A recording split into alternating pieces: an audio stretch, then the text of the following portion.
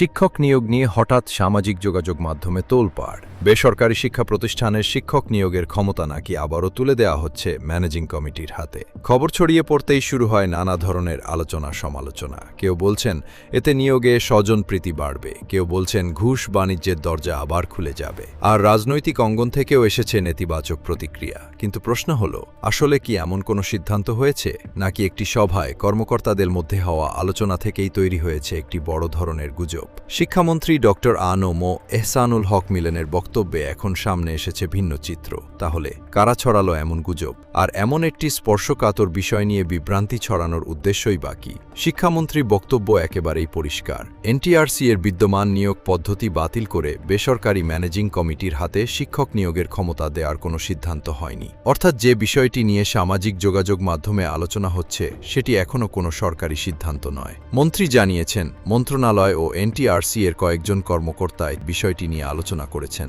আলোচনা আর সিদ্ধান্ত, এই দুইয়ের পার্থক্যটাই কি এখানে হারিয়ে গেল? এখানেই সবচেয়ে বড় প্রশ্ন। কোনো মন্ত্রণালয়ের কর্মকর্তা একটি সম্ভাব্য নীতি নিয়ে আলোচনা করতেই পারেন, বিকল্প পদ্ধতি নিয়ে মতামত আসতে পারে। সুতরাং একটি বৈঠকে কোনো কর্মকর্তা কোনো সম্ভাব্য পদ্ধতির কথা বললেই সেটিকে সরকারের চূড়ান্ত সিদ্ধান্ত হিসেবে প্রচার করা কতটা দায়িত্বশীল? বিশেষ করে বিষয়টি যখন হাজার হাজার চাকরি প্রার্থী শিক্ষকের ভবিষ্যতের সঙ্গে জড়িত। এখানে গণমাধ্যম, রাজনৈতিক দল এবং সামাজিক যোগাযোগ মাধ্যম সবারই দায়িত্বশীল হওয়া জরুরি। আরেকটি বিষয় মনে রাখা দরকার, বেসরকারি শিক্ষা প্রতিষ্ঠানে শিক্ষক নিয়োগের ক্ষেত্রে ম্যানেজিং কমিটির ভূমিকা নিয়ে বিতর্ক নতুন নয়। অতীতে পরিচালনা কমিটির হাতে নিয়োগের ক্ষমতা থাকার কারণে অনিয়ম, স্বজনপ্রীতি ও প্রভাব বিস্তারের অভিযোগ নিয়ে বহু আলোচনা হয়েছে। পরবর্তীতে কেন্দ্রীয়ভাবে নিবন্ধন পরীক্ষা এবং এনটিআরসি এর মাধ্যমে শিক্ষক বাছাই ও নিয়োগ সুপারিশের ব্যবস্থা জোরদার করা হয়। এই পরিবর্তনের মূল যুক্তিই ছিল যোগ্যতার ভিত্তিতে শিক্ষক নির্বাচন এবং নিয়োগ প্রক্রিয়ায় স্বচ্ছতা আনা। এনটিআরসি এর কেন্দ্রীয় মেধাক্রম ভিত্তিক নিয়োগ ব্যবস্থার ধারণাটিও সেই লক্ষ্যেই তৈরি হয়েছিল। তাই কেউ যদি বলেন ম্যানেজিং কমিটির হাতে ক্ষমতা ফিরিয়ে দেওয়া হচ্ছে, তাহলে স্বাভাবিকভাবেই চাকরি প্রার্থী ও শিক্ষকদের মধ্যে আতঙ্ক তৈরি হবে। কিন্তু সেই আতঙ্কের ভিত্তি যদি একটি অনানুষ্ঠানিক আলোচনা হয়, তাহলে প্রশ্ন উঠবেই, এই তথ্য যাচাই করা হয়েছিল কি?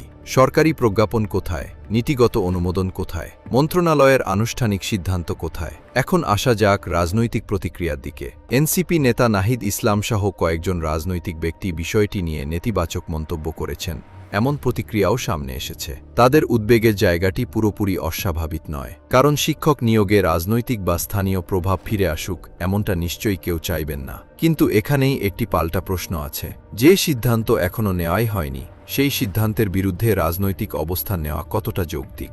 সরকার যদি সত্যি এনটিআরসি বাতিল করে ম্যানেজিং কমিটির হাতে নিয়োগের ক্ষমতা দিয়ে থাকে, তাহলে তার বিরুদ্ধে রাজনৈতিক প্রতিবাদ অবশ্যই হতে পারে। কিন্তু সরকার যখন বলছে এমন কোনো সিদ্ধান্তই হয়নি, তখন আলোচনাটি হওয়া উচিত ছিল। কেন এমন গুঞ্জন তৈরি হলো? কোন সভায় কি আলোচনা হয়েছে? ভবিষ্যতে সরকার কি সিদ্ধান্ত নিতে পারে? নিয়োগ ব্যবস্থাকে আরও স্বচ্ছ করার উপায় কি?